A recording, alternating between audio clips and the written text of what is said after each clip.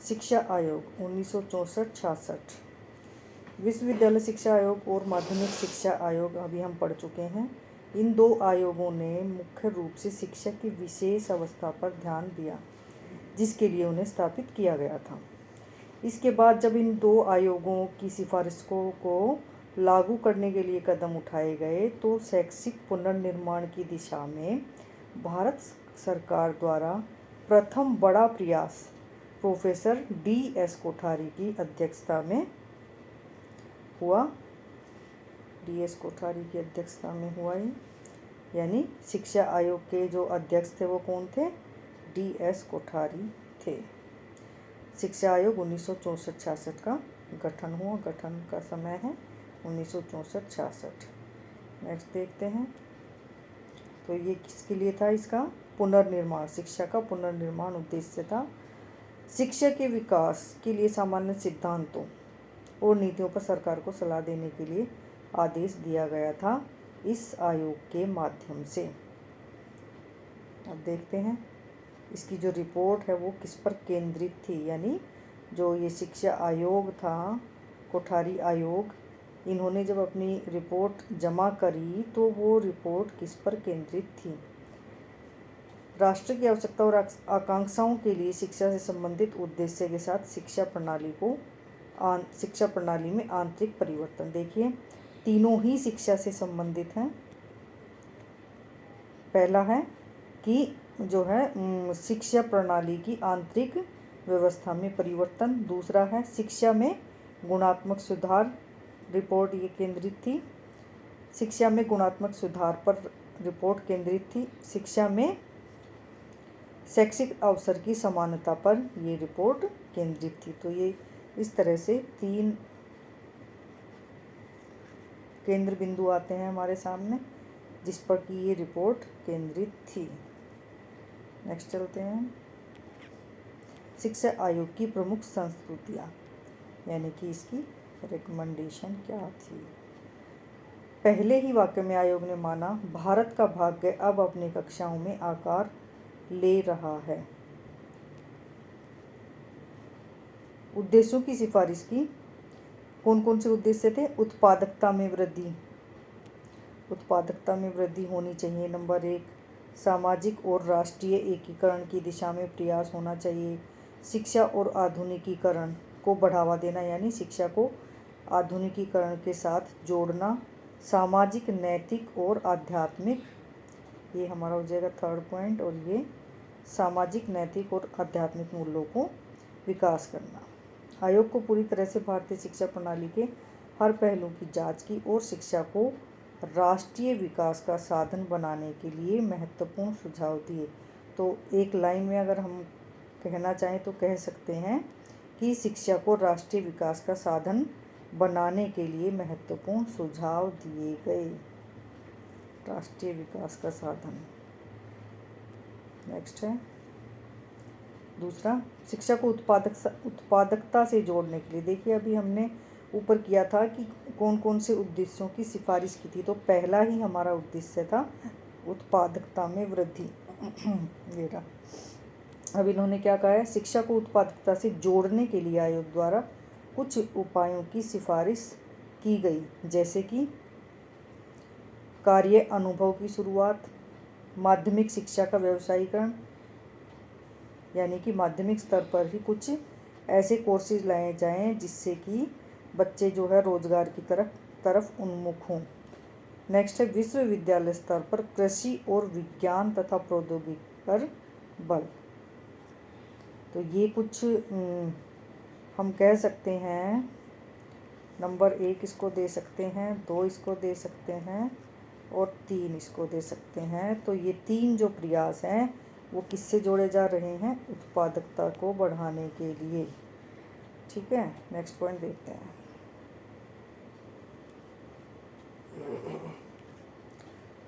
सार्वजनिक शिक्षा की एक समान विद्यालय प्रणाली की शुरुआत। तो ये किससे रिलेटेड है हमारा पॉइंट? ये है हमारा स्ट्रक्चर ऑफ एजुकेशन से, कि एक समान शिक्षा प्रणाली प्रारंभ की जाए। आगे फिर उसके बारे में है पुस्तकालय, कार्यशाला आदि के बारे में है कि ये इनका जो टाइम होगा वो ज़्यादा होगा, ताकि स्टूडेंट प्रैक्टिस कर सकें।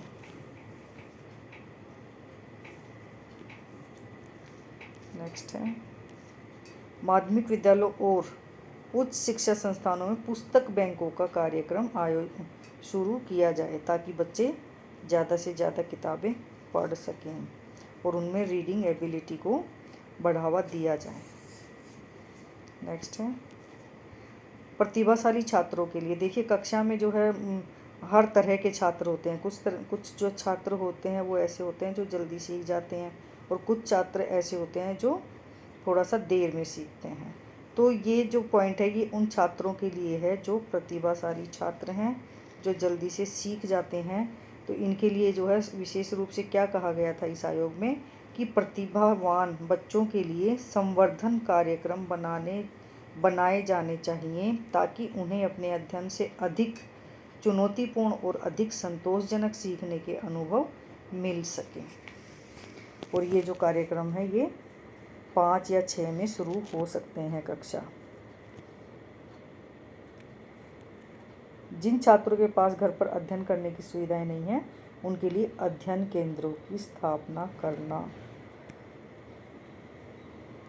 देखो इसका पहला ही वाक्य था, अगर हम देखें कि जो भारत का जो भाग्य है वह इसकी कक्षाओं में डेवलप हो रहा है। भारत का भाग्य अब अपने कक्षाओं में आकार ले रहा है और सारी ही बातें कक्षाओं को लेकर कही गई है कि उत्पादकता को कैसे बढ़ाया जाए, शिक्षा के स्ट्रक्चर में कैसे चेंज किया जाए, प्रतिभावान छात्रों को कैसे उनको जो है क्लास से अलग करके उनको लिए अलग चुनौतीपूर्ण कार्य दिए जाएं। तो ये सारे ही क्लासरूम से रिलेटेड हैं। नेक्स्ट है पाठ्यक्रम जो है 2 सेट में तैयार किया जाना चाहिए, उन्नत और सामान्य। ये पाठ्यक्रम से संबंधित हो गया हमारा। फिर है मूल्यांकन से संबंधित। मूल्यांकन जो है एक सतत प्रक्रिया है, अर्थात जो इवैल्यूएशन है, जो परीक्षाएं होती हैं, जो बच्चे का समय समय पर मूल्यांकन किया जाता है कि उसने क्या सीखा है, ये उसके बारे में है पॉइंट कि मूल्यांकन के लिए नया दृष्टिकोण लिखित परीक्षा में सुधार करने का प्रयास करेगा। और दूसरा क्या है कि वैध और विश्वसनीय माप होना चाहिए, यानी कि जो मूल्यांकन है, जो परीक्षा प्रणाली है वो वैध होनी चाहिए, उसकी वैलिडिटी होनी चाहिए और वो विश्वसनीय होनी चाहिए। नेक्स्ट है हमारा शिक्षकों के लिए।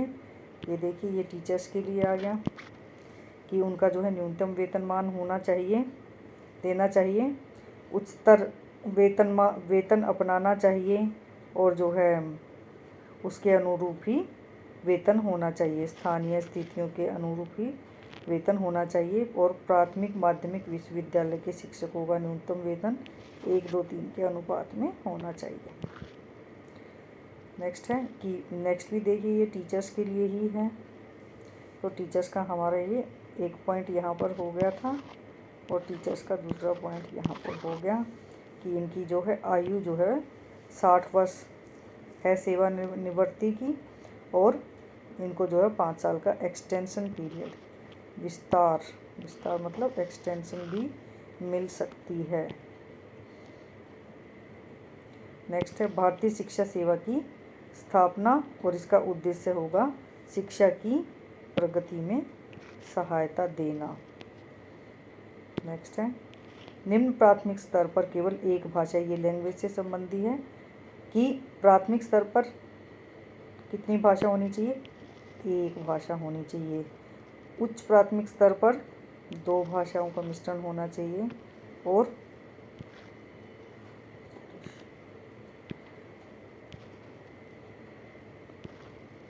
निम्न माध्यमिक स्तर पर 3 भाषाओं का प्रयोग होना चाहिए। 3 भाषाएं बच्चों को सिखानी चाहिए,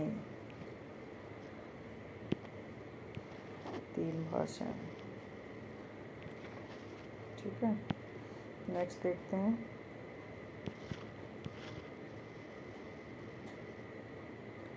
नेक्स्ट इसके निहितार्थ और आलोचना दिए हुए हैं, ये आप यहाँ से देख सकते हैं। नेक्स्ट चलते हैं।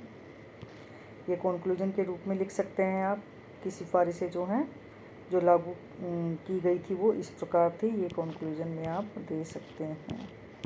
नेक्स्ट चलते हैं। राष्ट्रीय ज्ञान आयोग 2005 इसके बारे में महत्वपूर्ण बिंदु हैं। 21वीं शताब्दी में इस ज्ञान को प्रमुख प्रेरक शक्ति के रूप में मान्यता दी गई और एक प्रतिस्पर्धी खिलाड़ी के रूप में उभरने की भारत की क्षमता काफ़ी हद तक आपके ज्ञान संसाधनों पर निर्भर करेगी, ये विचार रखा गया। तो इसी विचार को मद्देनज़र रखते हुए राष्ट्रीय ज्ञान आयोग का गठन 2005 में 13 जून 2005 में नेशनल नॉलेज कमीशन का जो गठन है वह 2005 में किया गया। इसके बाद इसके महत्वपूर्ण बिंदु देख लेते हैं कौन से हैं।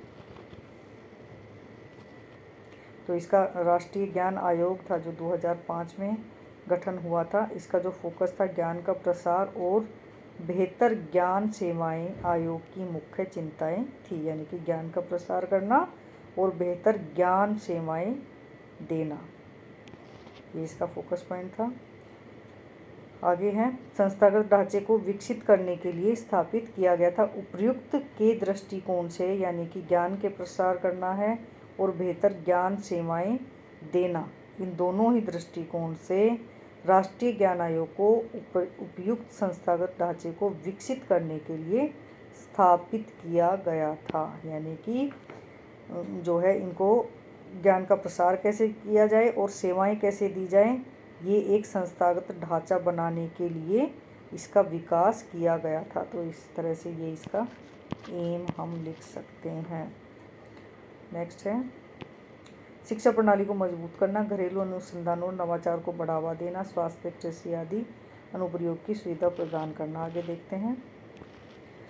मेन पॉइंट है इसका कि इसके अध्यक्ष कौन थे। इसके अध्यक्ष जो है राष्ट्रीय ज्ञान आयोग में अध्यक्ष सहित 6 सदस्य शामिल थे और जो इनके जो अध्यक्ष थे राष्ट्रीय ज्ञान आयोग 2005 के, वो थे सैम पित्रोदा। ठीक है। आयोग अपने कार्यों के प्रबंधन में सहायता के लिए विशेषज्ञों का सह चयन करने के लिए भी स्वतंत्र था। आपको मेन बात ये ध्यान रखनी है कि 6 सदस्य थे और अध्यक्ष थे सैम पित्रोदा। राष्ट्रीय ज्ञान आयोग की प्रमुख संस्तुतियाँ देखते हैं, रिकमेंडेशंस। उच्च शिक्षा प्रणाली को अवसरों के बड़े पैमाने पर विस्तार की आवश्यकता है, लगभग 1500। मेन पॉइंट क्या है कि उच्च शिक्षा प्रणाली के क्षेत्र में विश्वविद्यालयों की स्थापना की अनुशंसा की गई, यानी कि यूनिवर्सिटीज़ ओपन करने की इनकी सिफारिश थी राष्ट्रीय ज्ञान आयोग की। तो ये किससे संबंधित थी? हायर एजुकेशन से। हायर एजुकेशन से पहला पॉइंट हो गया ये। नेक्स्ट है आयोग ने उच्च शिक्षा के लिए नियमन की प्रणाली को बदलने की सिफारिश की। उच्च शिक्षा के लिए एक स्वतंत्र नियामक प्राधिकरण स्थापित करने की स्पष्ट आवश्यकता है, इन्होंने कहा। तो ये हो गया हमारा हायर एजुकेशन से पॉइंट 2। नेक्स्ट है वित्त पोषण है जो फाइनेंस से संबंधी है। वित्त पोषण के उन्नत स्तरों के बिना उच्च शिक्षा की प्रणाली का विस्तार संभव नहीं है, तो उनको जो है अधिक से अधिक वित्त पोषण दिया जाए, ये इस बारे में कह रहे हैं। नेक्स्ट है ये भी हायर एजुकेशन के बारे में है कि विश्वविद्यालयों की स्थापना 50 राष्ट्रीय विश्वविद्यालयों की स्थापना की सिफारिश की। राष्ट्रीय विश्वविद्यालयों की आयोग ने वर्तमान संदर्भ में संबंध महाविद्यालयों की उपयोगिता और प्रासंगिकता पर संदेह उठाया और विश्वविद्यालयों से संबंध स्नातक महाविद्यालयों की प्रणाली के पुनर्गठन की आवश्यकता जताई। यानी कि क्या है कि जो ग्रेजुएट लेवल या जो कॉलेज होते हैं उनके पुनर्गठन की उन्होंने बात कही। पुनर्गठन की आवश्यकता इन्होंने अपनी संस्तुतियों में, अपनी रिकमेंडेशंस में दी। उच्च शिक्षा का विस्तार जो छात्रों को विकल्प प्रदान करता है, संस्थानों के बीच प्रतिस्पर्धा पैदा करता है, जवाबदेही बढ़ाने में महत्वपूर्ण होने वाला है। यानी उच्च शिक्षा के विस्तार की बात यहाँ पर की जा रही है। राष्ट्रीय ज्ञान आयोग ने सिफारिश की कि शिक्षा के अधिकार की पुष्टि करने वाले एक केंद्रीय कानून की आवश्यकता है। ये बहुत ही महत्वपूर्ण पॉइंट है। आगे चल के जो है शिक्षा का अधिकार इसी के अंदर समाहित हो जाता है। इससे शिक्षा के अधिकार को साकार करने के लिए केंद्र सरकार को अतिरिक्त धनराशि के वित्तीय प्रावधान की आवश्यकता होगी। नेक्स्ट है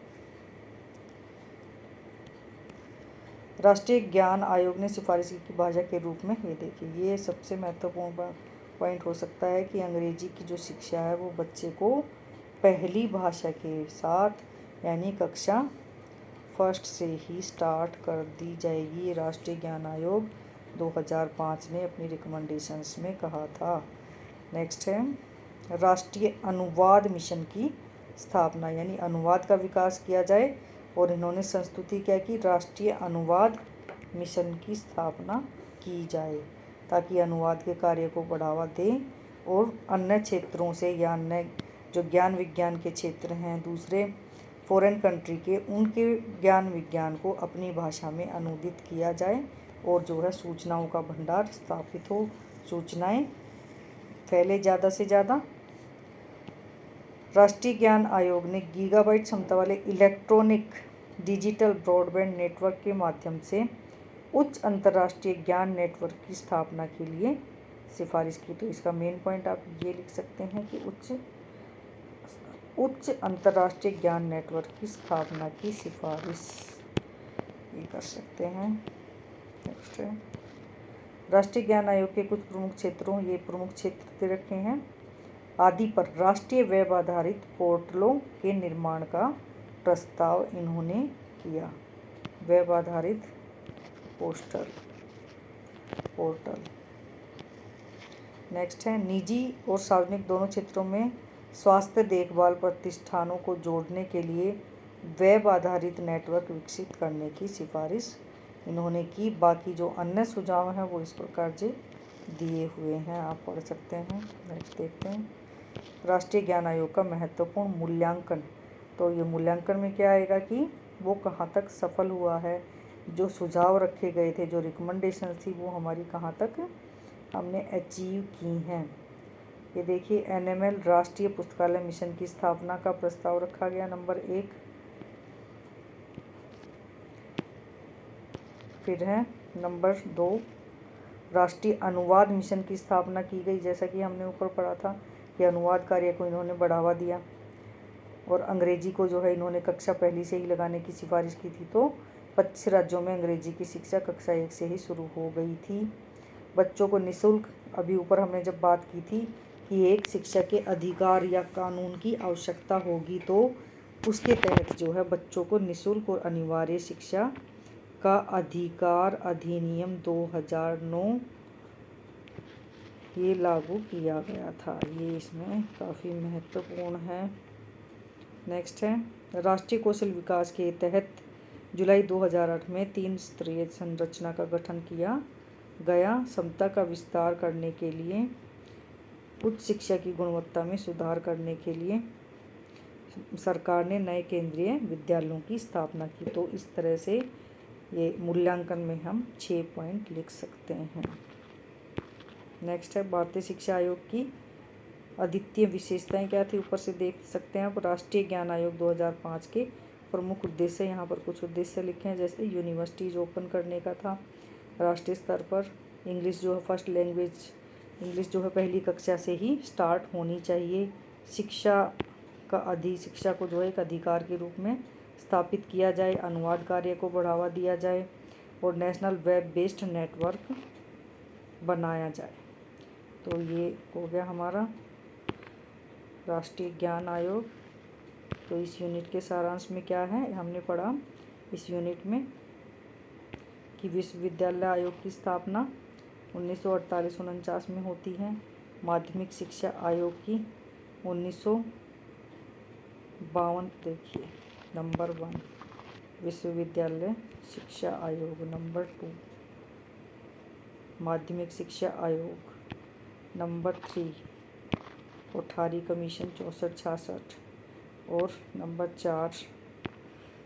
4 हो गया हमारा राष्ट्रीय ज्ञान आयोग। इनकी सिफारिशें हमने देखी और इनका हमने मूल्यांकन किया। इनके गुणों अवगुणों को हमने इस यूनिट में देखा।